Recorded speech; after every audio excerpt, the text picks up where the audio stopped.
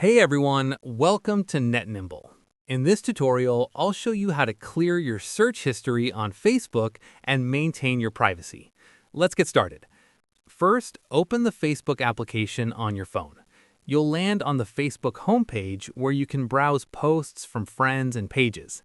At the top right corner, tap on the search icon. It looks like a magnifying glass. Now, tap on See All to view your complete Facebook activity and search history.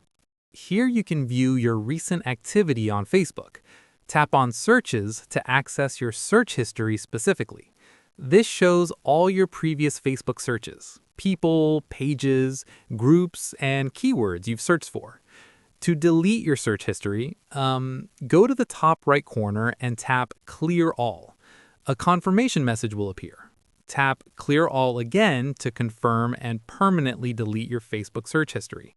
And that's it. You've successfully cleared all your search history.